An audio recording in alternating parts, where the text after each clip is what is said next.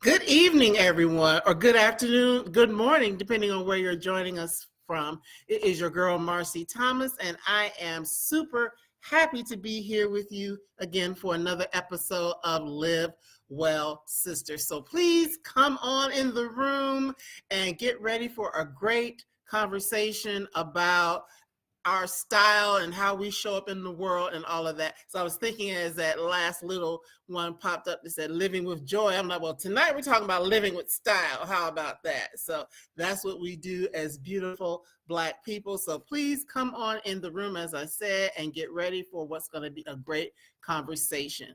I am coming to you from the outskirts of Savannah, Georgia this week, normally coming to you from Atlanta, but either way it goes, it's just an honor to be here with you as always and be able to celebrate wonderful Black women authors. And tonight's guest is no exception. I'm gonna just tell you up front, I'm gonna give you the highlight right up front. This is a 2025 NAACP Image Award nominated author and book. So I am really glad to have her here with us, and she's getting a lot of buzz for her book, and once we get into it you will understand why. So tonight we are going to be talking about AfroCentric Style, a celebration of Blackness and identity in pop culture. And of course this is timely because we are coming up on Black History Month, and it's still going to be Black History Month and Black History Year, as we love to say around here. Now, Shirley Neal is a journalist, author, and documentarian whose works mainly focus on pop culture, Africa, and Black identity. Her cover story for Forbes Africa, highlighting Oprah Winfrey's works in South Africa, is among the franchise's most in-demand issues. Shirley has served as a contributing writer and an editor for Ebony. She graduated from Boston University with a BA in Liberal Studies and earned her professional certification as a literary ghostwriter from California State University, Long Beach. She lives in Los Angeles, and I found out in reading her book, she and I are from the same hometown of Cleveland, Ohio, originally. So without any further delay, let's welcome Shirley Neal to Live Well, Sister. Welcome, Shirley. Hi, Marcie. Thank you. Thanks for having me. Oh, I am really happy to have you here. You know, number one, you're a home girl, so that's always a good thing to have. Cleveland rocks. You know, Cleveland doesn't always get the shine that it deserves, but there are a lot of great things and people that come out of Cleveland. I just have to say that. Absolutely. Yeah. So as I mentioned, as we were coming on, you have been nominated for NAACP Image Award for outstanding literary work by a debut author. So congratulations. And thank you. You're here. I am real excited about that. This is my third NAACP nomination that I've gotten in my career, but this one is so important because it's for literature. Yes. And this is kind of like my new path. So I am just really excited about it. Yes, and that's a pretty big deal as a debut author. So yeah. And it's outstanding literary work by a debut author. So I feel really good. I've been ghostwriting for, as you mentioned, for about 6 or 7 years. So I've been writing for other people who they're authors who are notable and know how to write, but they just don't have time. So this is my first one, my first book with just my name, my sole credit. Yeah. So that makes it really special for me. Yes, and a beautiful book that it is. We're gonna get into it, and you guys, you can see all these tabs that I have. So that's because there's so much rich history in here, beautiful photos. I'll show you a few as we go and have this conversation. So yes, it is very noteworthy, and I'm so proud of and happy for you with that nomination. So of course, in telling a little bit about your story, Shirley, it's, you like to talk about pop culture, Africa, Black identity. What was it specifically that made you want to do a book about our style? Well, it started out as something else. I spent a lot of time in Africa and a lot of travel time in Africa. I helped to launch the Africa Channel cable network.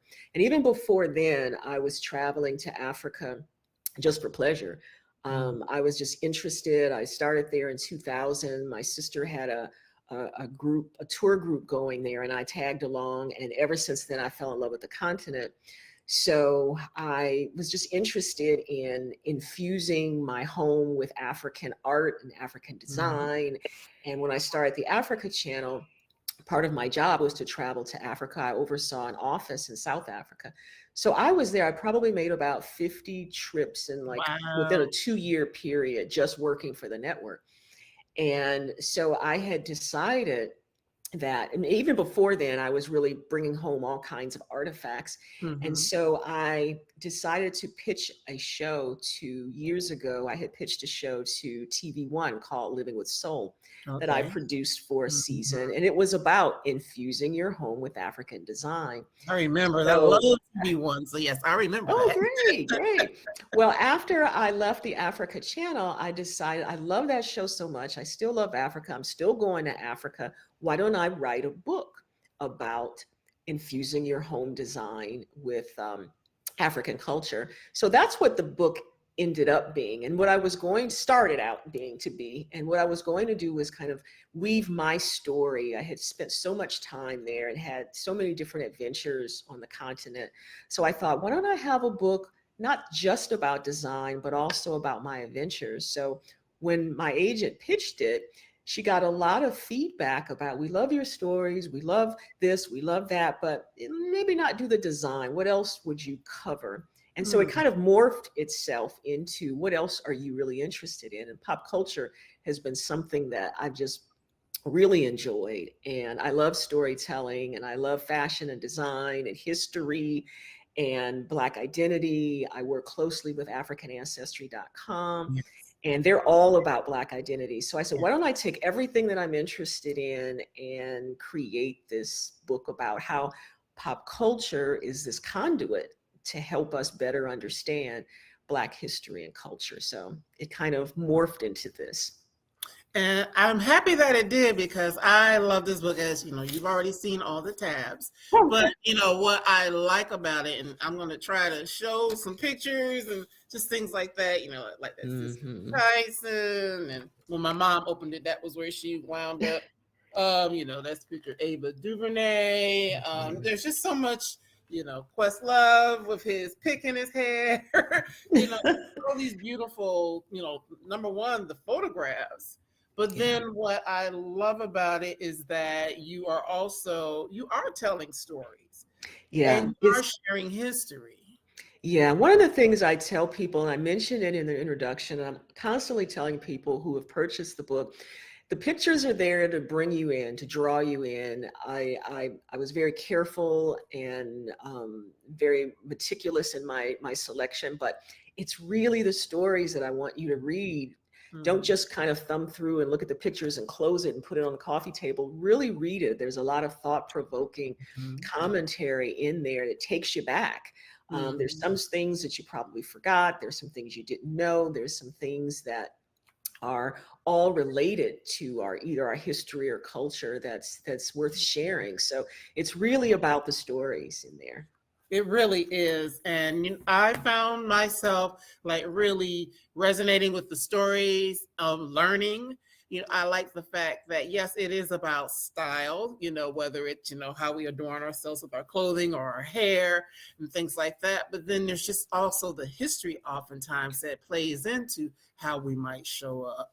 And, you talk about music and all these different things. So obviously, in order for you to do that, you had to not only, look at your own experiences, but a lot of research went into it, I would venture to say. Yeah, it was a lot of research. I spent about 2 years and mostly during COVID, kind of outlining the book and doing my research. I was homebound like a lot of people, so I had Right. plenty of time. The downside was that there weren't a lot of opportunities for me to get to libraries or to go and do my Mm, interviews and whatnot because everything was on lockdown. So I mhm. really did draw a lot from what I had learned and what I knew. And that's kind of where I started. What were the stories that I knew? And then I was able to do the research a little further. But it was pretty intensive research to get this. And it definitely shows. So there are 9 chapters in the book, and of course, here we're not going to go through all of it. And this is not like a story where we're going to necessarily spoil things, Mhm. but I do want to just kind of give people an opportunity to know what they're in for, or what treats they're in for when they dive into this book.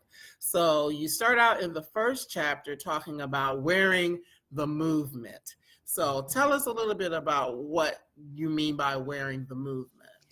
Well, one of the things that I noticed, mostly during the George Floyd era, is that people were starting to look back to what people were wearing in the 60s and the 70s that really spoke to how they were feeling or what they were going through at any particular time.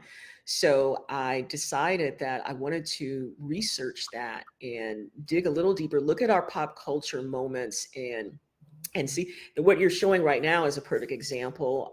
I start the book off looking at Beyonce and her appearance at the Super Bowl 50 and how she was dressed like Michael Jackson. Mhm. Everyone knew that Michael Jackson was a fan of hers. So I show her dressed very much like him when he was in the Super Bowl. But Mhm. then as you continue to read, you'll find out that's not really why she dressed that way. It was during an era when a lot of black men were a lot of unarmed black Yeah. men were being killed by white police, and there was just an uproar.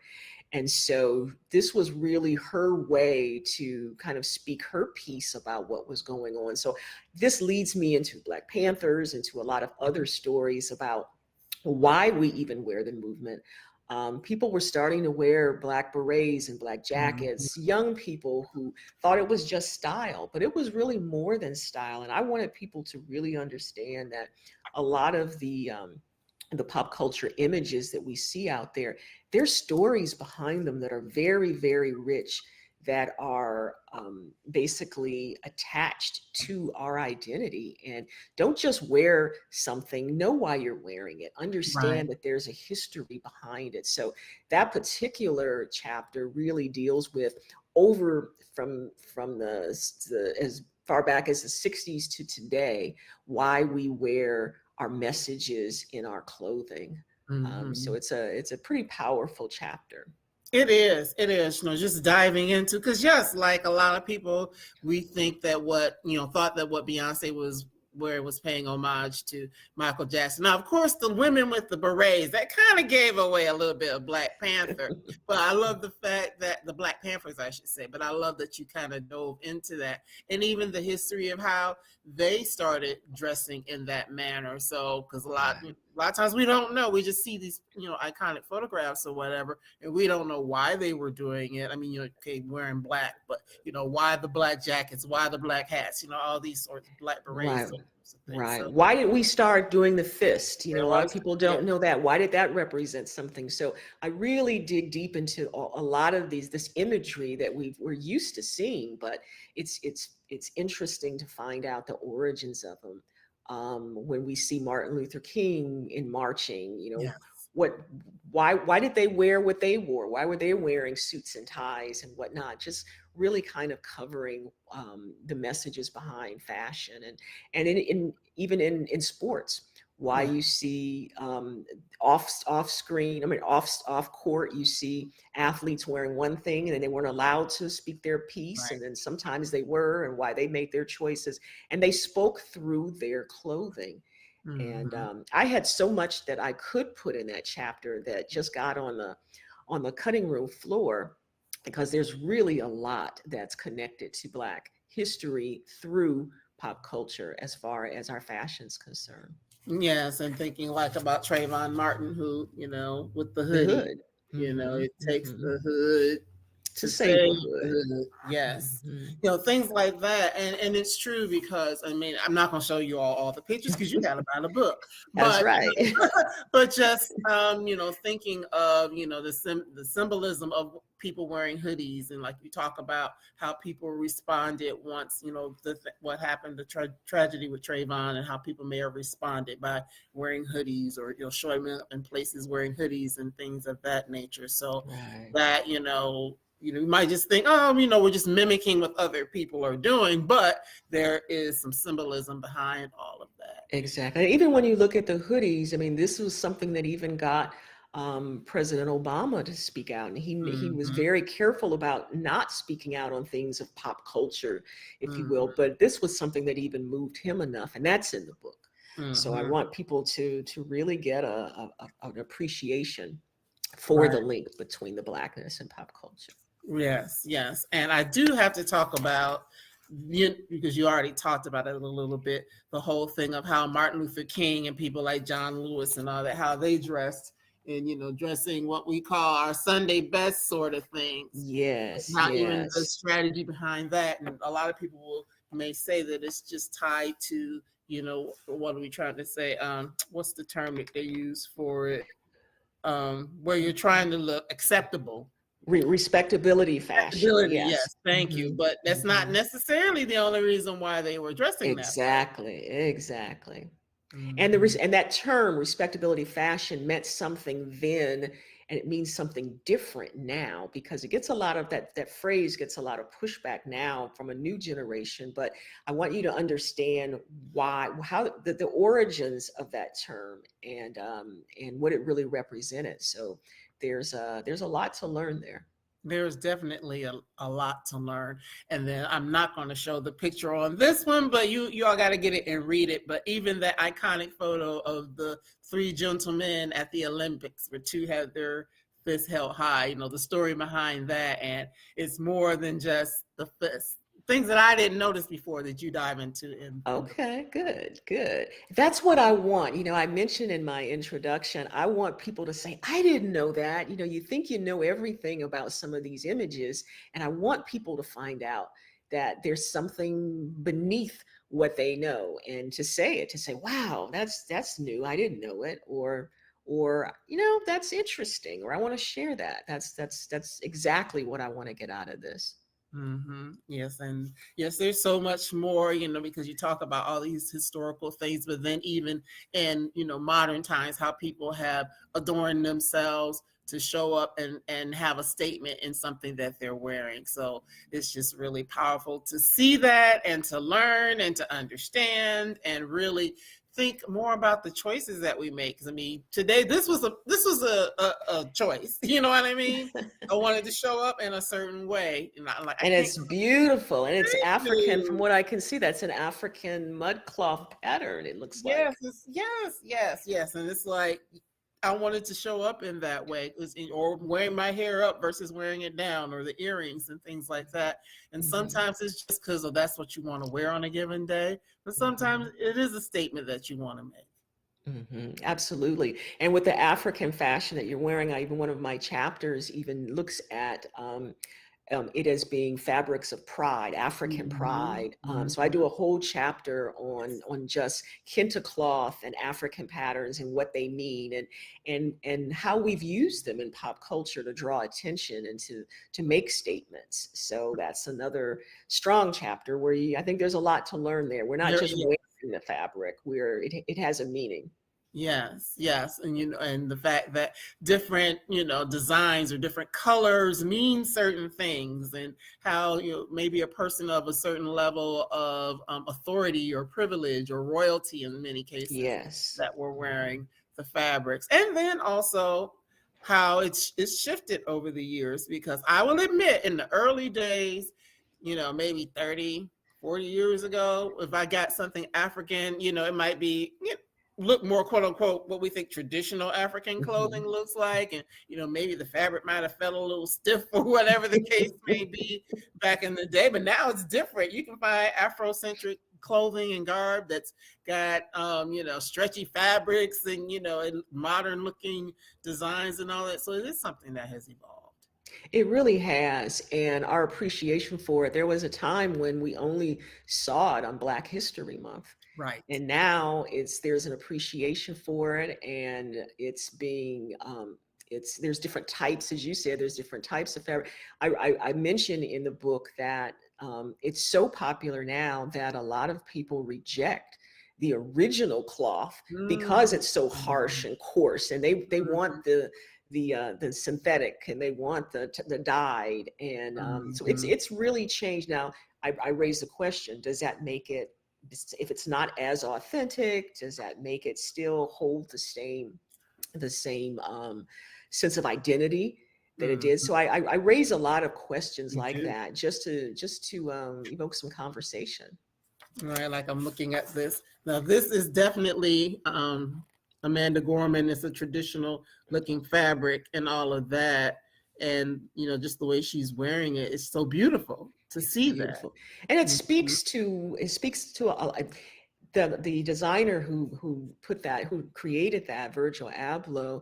It speaks to what he was all about, and I cover him in the book as well. You do. And he was really about showing that there's more to just fabric. There's stories behind why we wear what we wear, and what it has to do with our Blackness and our identity. And he specifically wanted that for her because he wanted it to be very regal, and he was looking for something that also told a story. Now you'll have to read the book to figure out what that story is, but everything was intentional. With his designs, and with a lot of these designers who I profile in here with their works. And it was always about our culture and our identity, not just for here's something that's pretty.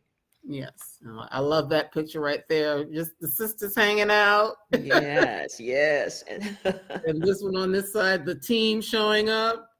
The whole team is dressed in the kente. That's just so powerful to see. Yes. Now you're going to have to be careful with how many pictures you show. Oh yeah, I'm not showing them all. Just enough to give people a tease. Whet the appetite. Okay. Whet the appetite to know what's in here. But while we're on the subject of talking about the cloth and things like that, you also don't shy away from sometimes the ways where it might be controversial, where maybe others are wearing things, and whether are they appropriating or celebrating and things like that. So just talk a little bit about why you chose to include that aspect in the book. Yeah, I do that in a couple of areas. I do it when I speak about the African fabric. I do it when I speak about hair. But I want to raise the questions. I want discussion. We can say that a lot of our things are being misappropriated, but then on the other hand, haven't we also borrowed other styles from other cultures? And so I raise these questions so that we can actually have a dialogue and really look at it in a different way. I mean, it's so easy to say, this is our style, why are they wearing it? Right.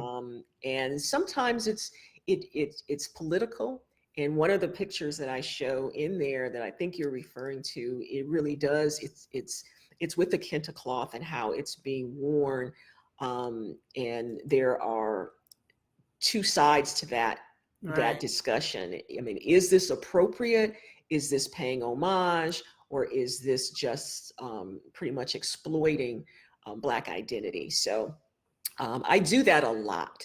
And I do that because I really want everyone to be able to take a moment and think about what pop culture does for us in terms of helping us explore our identity. And it's really good. It's been really, really effective in schools. I've been doing some speaking in some colleges, and that's a good talking point for them because I'm raising some issues that you don't generally think about. I mean, it's easy to kind of point a finger, but when you look at both sides, a lot of people who have the book have told me, I've had the book, it was released in November 26th. A lot of people pre-ordered it, they bought it right when it came on the shelves, but they still haven't gone through it because they're taking their time and they're reading and they're stopping and they're pausing and they're having discussions about some of these issues that I raise. So I love that. That's what this is all about.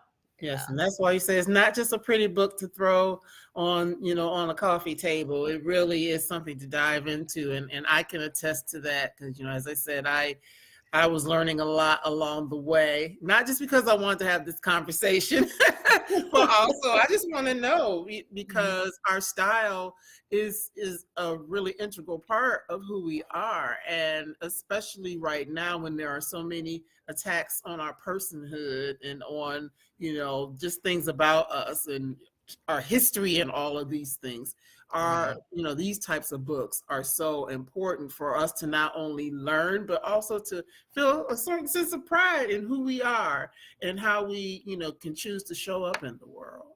Exactly. And I think having so many photos, there's over 100 of them. And I think having so many photos makes it less intimidating for someone who's not an avid reader. A number of people who have the book say, I don't usually read books, but I'm reading your book. The pictures grab you, and then they lead you to want to read a little bit more. So yeah, I'm loving that.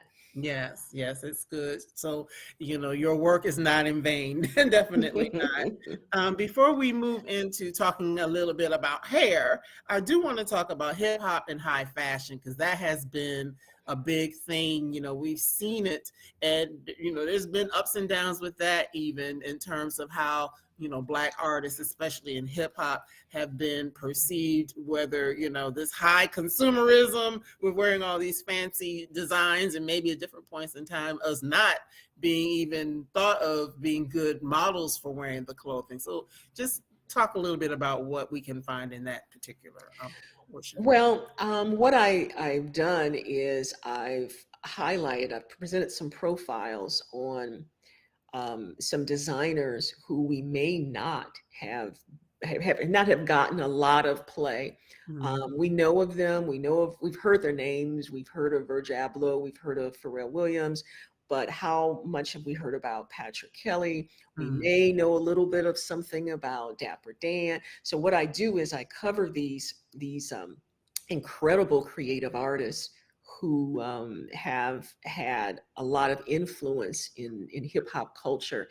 And I chose these people specifically because they're more than just creating fashions, and they're more than just trying to dress our hip hop artists. They're about also sending messages about our culture and about Black history. So when you read about these artists, you read about who they're connected to in the hip hop world, but you also read about, you learn something about Black history and a lot about our culture. I know I sound like a broken record, but that's what this is all about. That's what it's all about.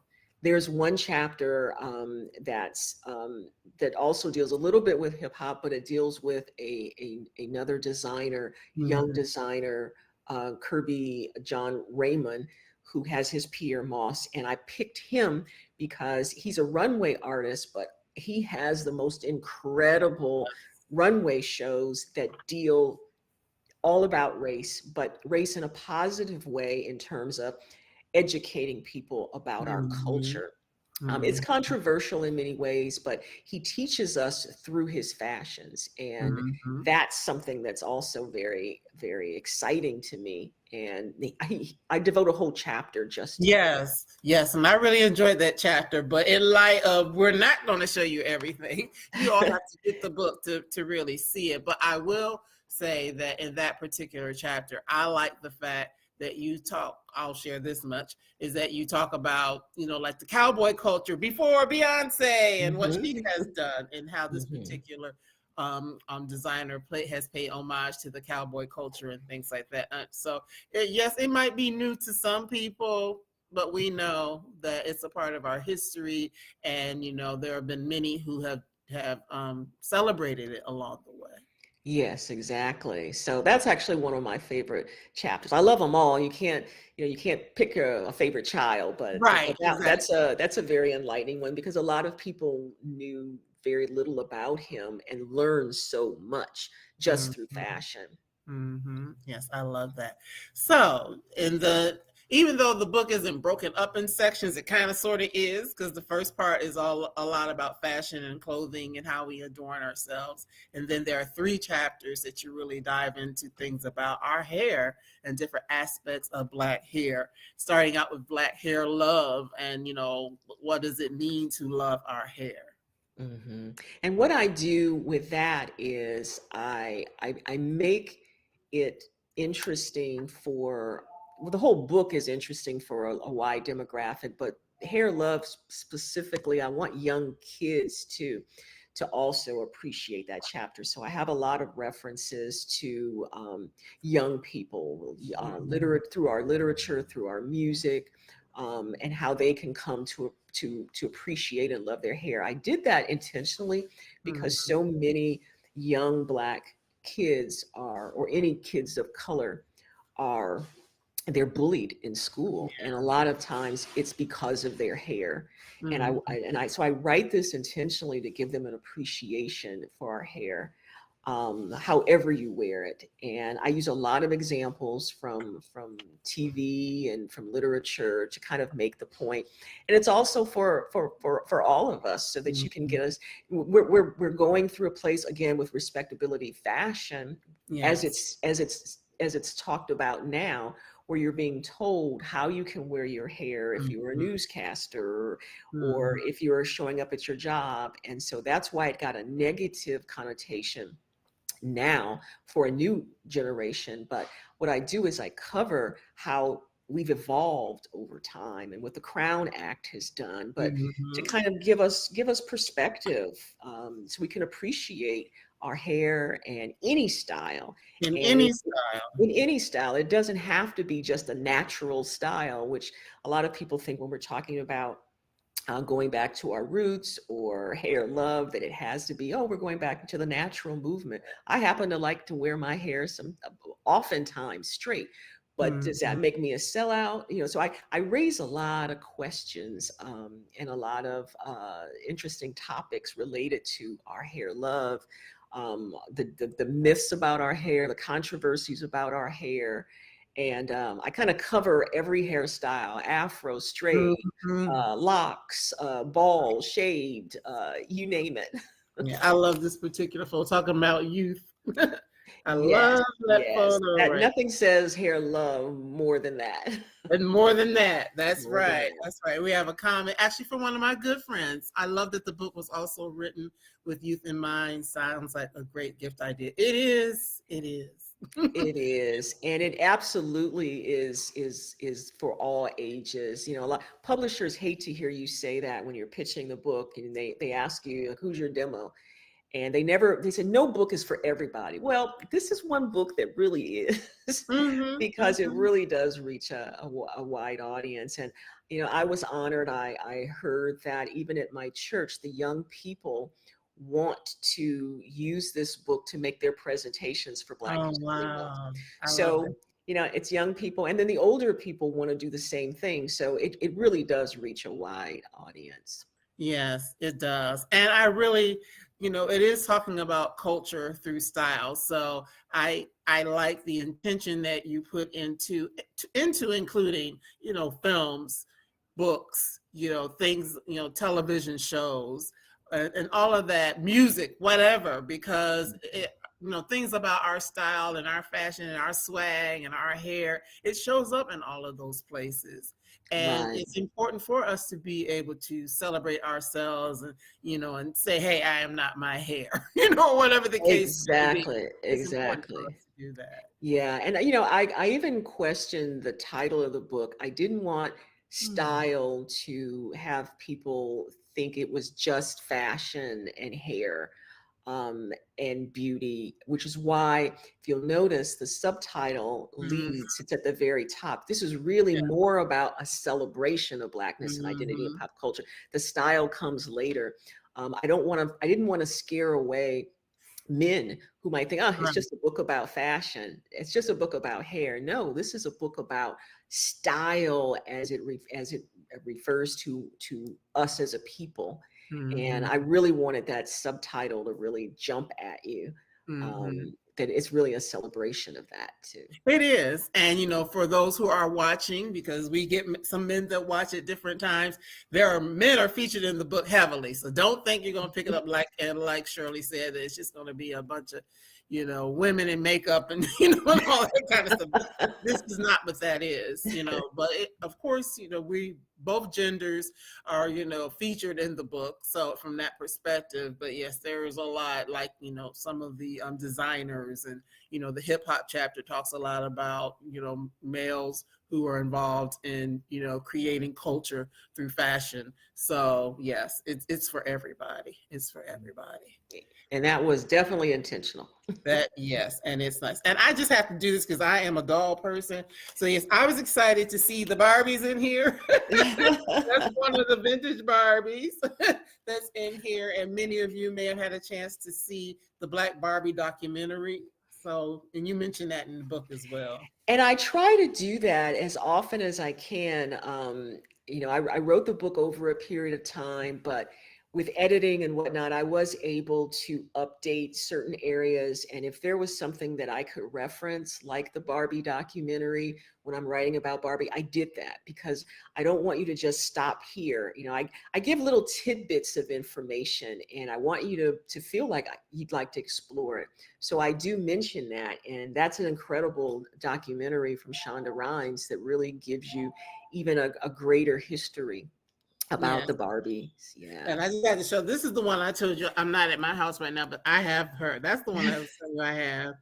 Yes. So, and some of the others that were patterned after some of our great icons as well. So I love that. Collector's items. Yes, they are still in boxes. They are not to be played with or toyed. Treasure those. Yes, and I'm hoping I can get a hand on the new Aaliyah one that just came out. So, but yes, it's just good to see that, and it also just speaks to the fact that we do show up in culture a lot of different ways. And even when you look at the dolls, there was a time, and I mentioned in here where we had the first Black Barbie. And if you look today, how many iterations of Black Barbie we have now? And I mean, it's worth celebrating. And there's a reason why it's that way. And I mentioned that in the book. And constantly, it seems like within every quarter, you're hearing about a new Black Barbie that's coming out. And I think it's something worth celebrating. But it's good to understand how we got started. Yes. And that's why you read the book and you have a better appreciation for it. Yes. And my prayer is, I have to go here, but my prayer is that we can continue to see these things happening and that more of us can be involved in the process of bringing things that represent us to fruition in the times that we are in right now. Absolutely. Talk about what's real. And so it's important that everyone is still able to be represented. So I'm praying that we can continue to advocate for that to happen. Absolutely. Yes. And what's going on. So yes, we talk about all that in that particular chapter. Then we talk about being nappily ever after, which gets into some of the things of what people have to say about nappy and what it means to be nappy. Yeah. And it's interesting as I was doing writing this book, my sister said, don't use that. That's a negative term. I'd redo that. And the reason I stuck with it, there was the film Nappily Ever After, and I love the title. For the same reason I used it in this book. I want to show that there are happy endings to our story. And so for every example that I give in the Nappily Ever After, it's a controversy. It's something that started out bad, and as the phrase goes, someone meant for bad, God meant for good. Same thing here. Whatever someone in pop culture history meant for bad, there's a good, happy ending to it. So that's why this chapter is called that. And I've gotten a lot of good positive feedback from that, because it shows that there's always a happy ending and a reason to be celebrating our hair, no matter what anybody says. No matter what anybody says. And and we're so grateful to the originators and people who are promoting the Crown Act, so that we can have more opportunities to be in spaces where we can do what we want to do. I can wear my hair like this, or I can straighten it, or whatever I want to do. And because for me, as I think about style, I really think about being able to show up as my authentic self. That's it. That's what it's all about.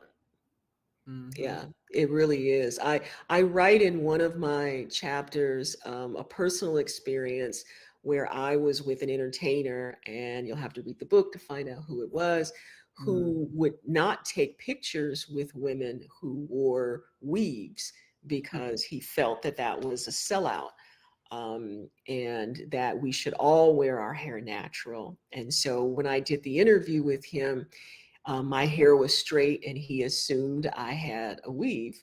And so he asked me, right, point blank, is that a weave?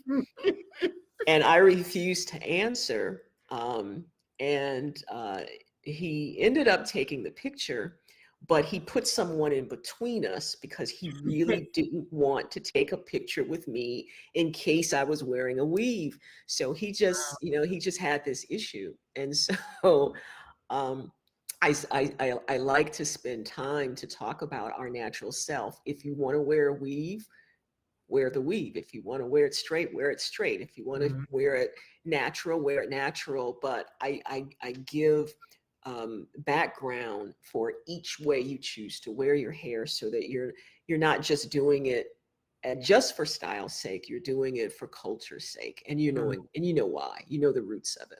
And literally and figuratively, yeah. the roots of it. Yes. And then of course there, and there's another chapter, Afro's Attitudes and Other Main Attractions, where you do kind of get into the different ways that we wear our hair, and we see icons like Angela Davis and others, James Brown, just a bunch of people who were rocking their fros.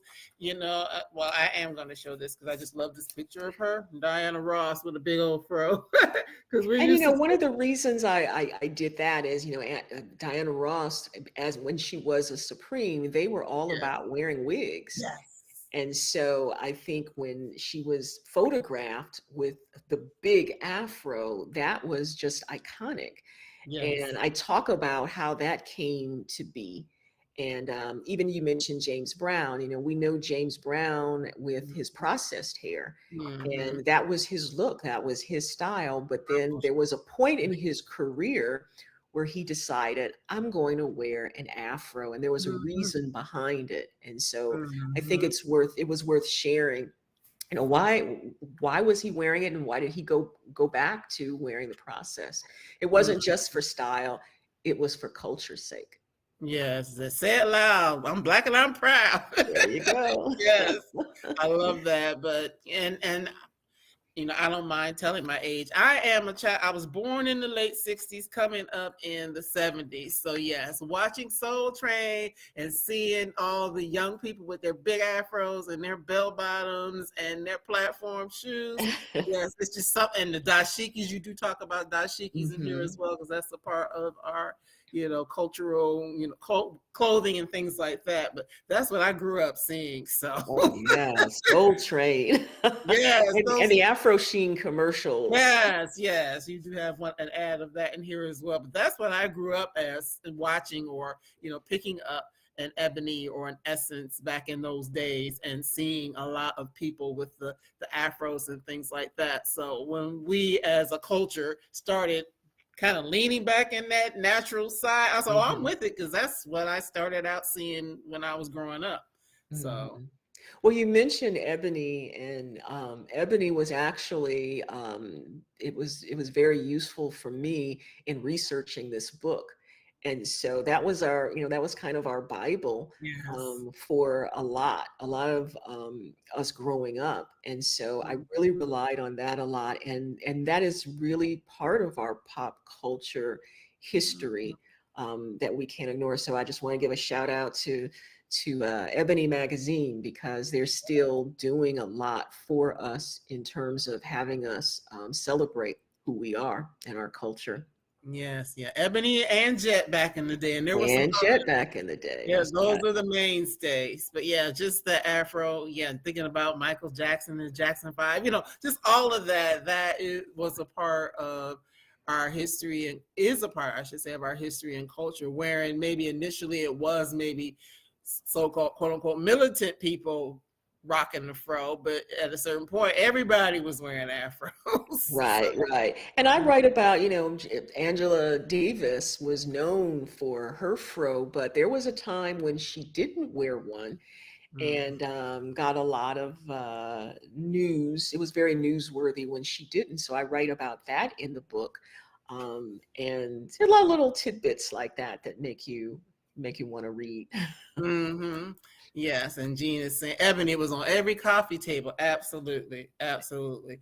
That was the go-to. That was it. I wish I could find it, but there is actually a picture of my dad when I was a little girl. He was laying on the floor reading an Ebony magazine, and he had his afro. So I wish I had that picture, because that's just like classic. But yep, it was that, just that much a part of our culture and heritage. So I love that. But then, in addition to the afro, you talk about the dreadlocks or locks, and all of that, and how people have worn that. And now that's become a big part of what we see nowadays as well. People rocking locks as well. Rocking locks and cutting off their locks. And Yes. what does that mean? And what does history say about that? And why did they do it? Everyone from Lenny Kravitz to Jaden Smith. And there's little stories behind why they chose to do that, and what it means when you cut black hair. What does it mean when you touch the myth about touching our black hair? So I cover a lot of that. You do cover a lot of it. And then those who are rocking baldies as well, making that choice. In some cases it's not a choice, and in some cases it is. Right. And I cover both of those, whether you're shaving or you're going completely bald or you're just etching symbols into the hair. I talk about losing hair and how to express your identity through that. So no rock is unturned. Yes. And y'all can't really see it, but I'm a combination, because I got this up here, but I do have an undercut. So yeah, I got some lines and stuff in mind. So I got the best of both worlds.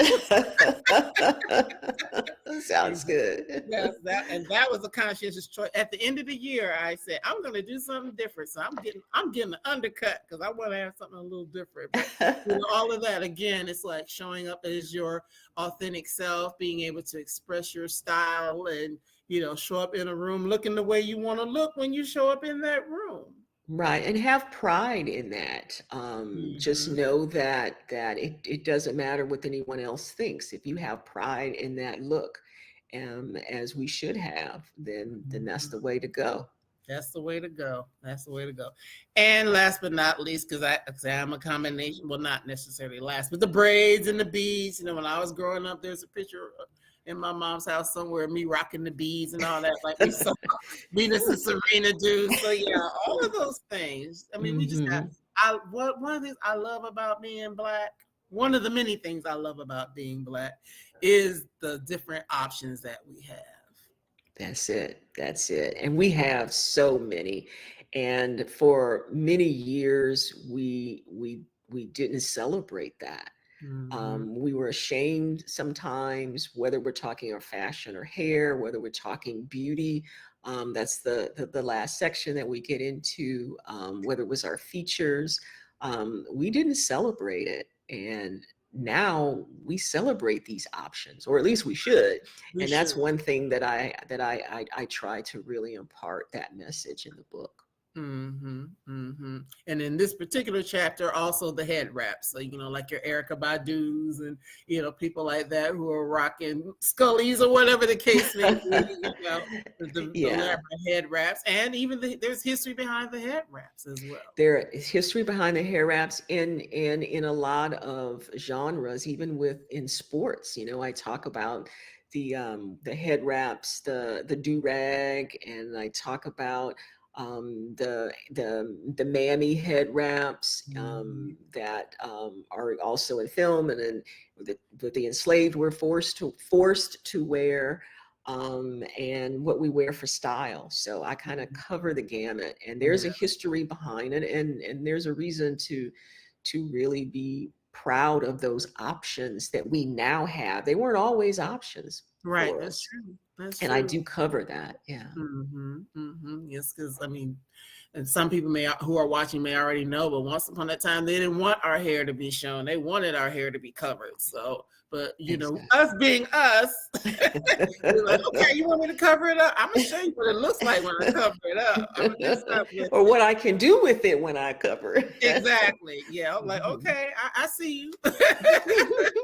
But yes, and there's a chapter, or the next to last chapter, you talk about beauty queens and cover girls, and that is a lot about a lot of the young Black women who have had the opportunity to show up as beauty queens, or homecoming queens and all that sort of stuff throughout time, and of course models and women that show up on covers of magazines.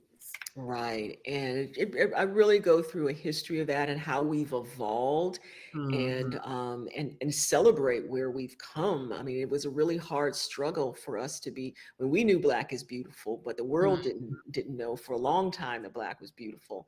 And it gives us an appreciation and a reason to celebrate what we look like, and our beauties. And we weren't always on mainstream magazine covers, and we certainly weren't always in beauty contests, but I kind of pretty much do a history trail for that, and that was even pretty eye-opening for me as I was doing some of the research. Yeah, so it's actually one of my favorite chapters. What was one thing that shocked you in learning about Black women in beauty pageants? Well, yeah, when I was a kid, I loved to watch beauty pageants, and it didn't bother me that I didn't see anyone on them that looked like me, because we weren't in a lot of places. So I didn't think anything of it, and I just liked looking at the beautiful women in the pageants. And as I started to do the research, I realized that Flo Kennedy is an activist who was really very instrumental in our being integrated into beauty pageants. So her whole story is pretty interesting. And Niecy Nash portrayed her. She sure did. Yeah, and I didn't know very much about her until I started researching this book. And her whole history is pretty fascinating. So I learned a little, and I had appreciation because, I had been following beauty pageants for forever. As I got older, I decided that wasn't my thing. I didn't believe that we needed to be, my whole ideals changed. And then what happens? I'm entered in a beauty pageant. So, who knew? So I kind of weave my story throughout there of how I evolved as well as the whole industry of beauty pageants evolved. And that's something I do want to show these couple, because I remember Soul Train. I do remember watching like Miss Black America. So all of them got afros. I love it. Right. I love it. All of them are rocking a fro. But that was in 1969. Either a fro or it was a pressing curl. Okay? It was natural, yeah. One or the other. One or the other. And then I spoke of Essence. This is the first issue of Essence. She's clearly rocking a fro. So that's what I grew up. To me, that's what beauty looks like, because that's just what I saw coming up. So I appreciate that you shared this. And then of course we go through, like the 80s. I remember when Vanessa Williams won, because that was the year I was getting ready to graduate from high school and stuff like that. So yeah, just really being able to see how things have evolved and changed over time. And then last but not least in the book, and this is something that you don't shy away from, and I'm glad that you didn't shy away from it. And that's where you talk about the whole concept of like our different shades. And shades and shapes of shades and shapes, because what does it mean to have style or to be considered beautiful or attractive at different shades, or our bodies are all different. So why was it important to include that in this particular? I think mostly, again, thinking about young people, a lot of kids get bullied because of their shade or their shape of Blackness. And I wanted to have something for them to look at and be proud of who they are. So I tell a lot of stories and of all generations. And one of the things that really led me to do it is the brown paper bag theory.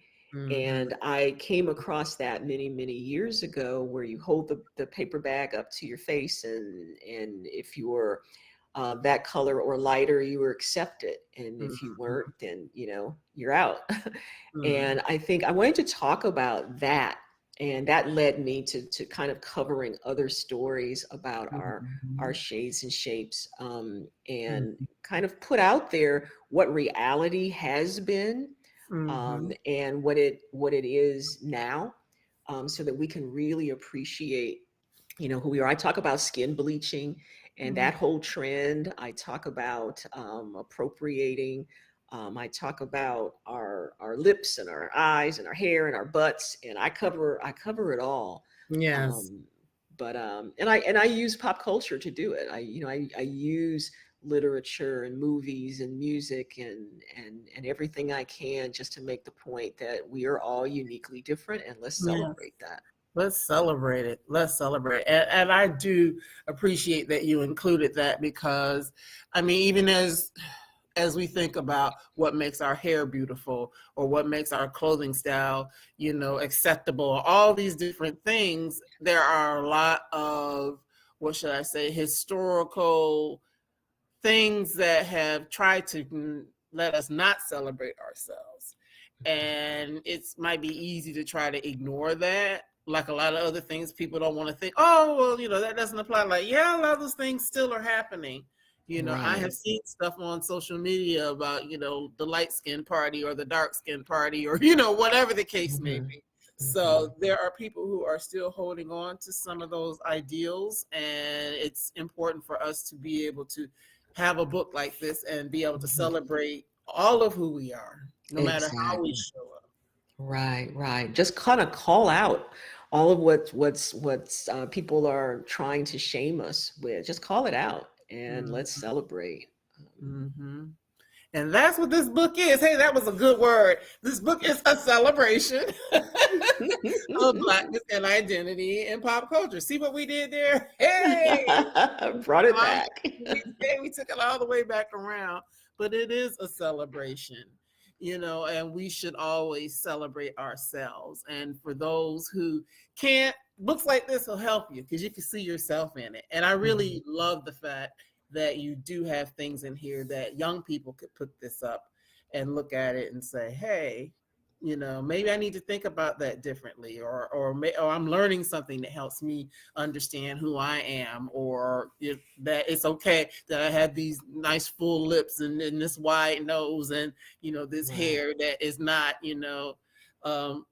it's not on a 2, it's not a 2 on a 1 to 4 scale. You know what I mean? It might be a 4C or 4D or 4E, but it's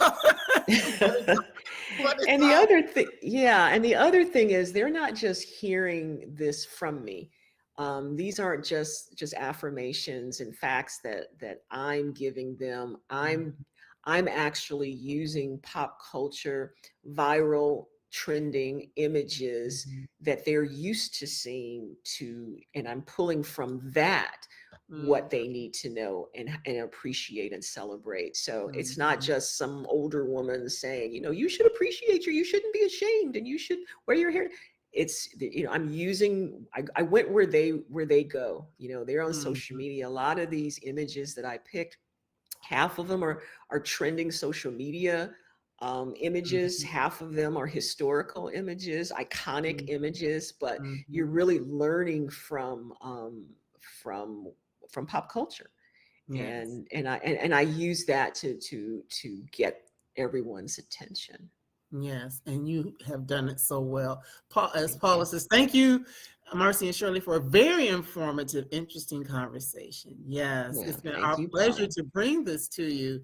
Yes, because AfroCentric Style, it's a beautiful book. It's wonderful history.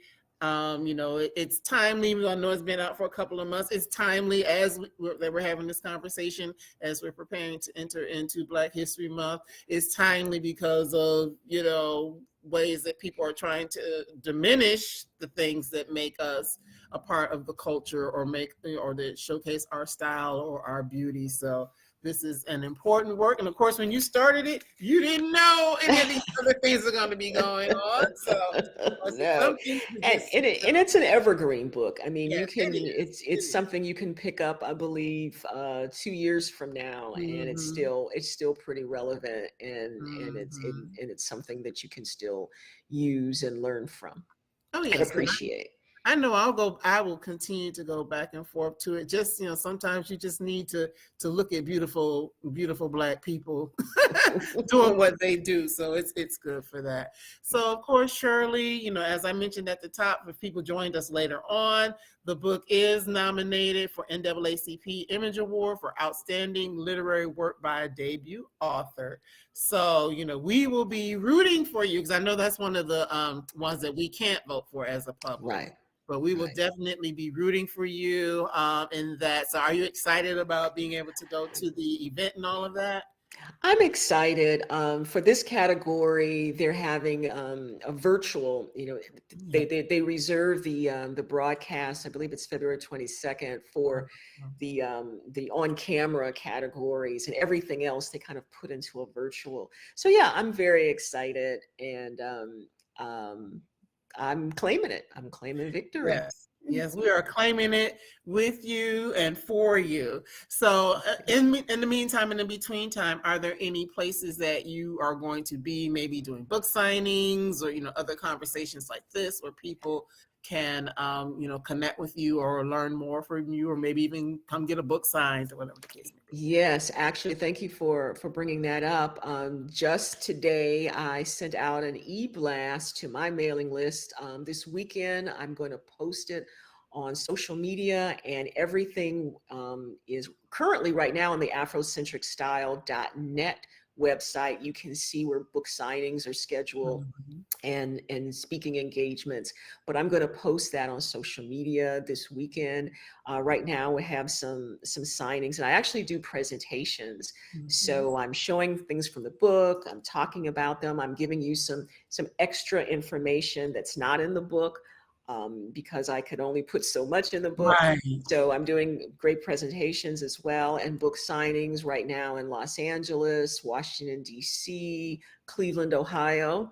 Can't Yes. ignore Cleveland, Hometown. Las Vegas, and I'll soon be doing some in New York and Atlanta. So I'm just now, kind of getting out there with the book tour, and it'll be a great opportunity to meet me, and I can meet those of you who love the book and sign them. All right, that sounds good. And Rosie Lee, who is my friend, she's in Atlanta with me. So depending on where you are, I'm sure, we like to hang out and do stuff. So I'm sure we would come see you. So, Okay, sounds I'll good. definitely stay tapped in, and hopefully, you can come out and be able to, see you and meet you in person. And like I said, get my book signed and Okay. get back if you'll accept it, all those things. So, oh yeah, Rosie just said yes. That's my road dog right there. So yes. So My yes, pleasure. we would love to do that. So thank you again, Shirley. This has been such a pleasure. I did not show you all the pictures. Yeah, there's over 100 of them. It's over 100. Yeah, we would be here all night just showing pictures, but I definitely do suggest that you all grab a copy of this book and, dive into not just the beautiful pictures, but the history and, all of the things that are within, because, we only gave you a small snippet of what's inside of this gorgeous book. So thank you again, Shirley, for being here. I'll let you go ahead and get a sip of water, whatever the case may be, and I'm going to give just a couple quick announcements, but don't you hang up just yet. I'll see you. Okay. All right. Thank you so much. I've enjoyed it. Oh, you're welcome. Thank you. Yes, I enjoyed being able to talk to Shirley. As soon as I heard about this book, I was like, "Ooh, I gotta have it," because, I love reading about style, learning about style, history, all those sorts of things. I love celebrating us, in any and every way that's possible. So thank you again, Shirley, and good luck, and all that on the NAACP Image Award. But, win or lose, you're a winner in Brown Girl Collective's book. So we know that you're going to do well with that. So I'm going to have to look at my phone, because since I am not at my house, I have to tell you who all is coming here next week. And so I got to actually look at my calendar to make sure I get it right. So on Monday evening, I will be talking to Amber O'Neill Johnston about her book Soul School, and it's really leading into Black History Month. It's a lot about books for Black children and how we can educate our children about history and things of that nature. So look for that on Monday, which is the 3rd, and then on the 5th, I will be talking to, who am I talking to on the 5th? Oh, Jasmine Marie, who's going to be here to talk with us about Black Girls Breathing. So that's what's coming next week. And I will be putting those up here within the next day or so you can lock in and make sure that you put those particular events on your calendar. And I will be back in my normal spot next week. So you all wish me safe traveling mercies as I head back to the A. And I look forward to seeing you all next week. Please take good care and have a wonderful, wonderful weekend. Take care. Bye-bye.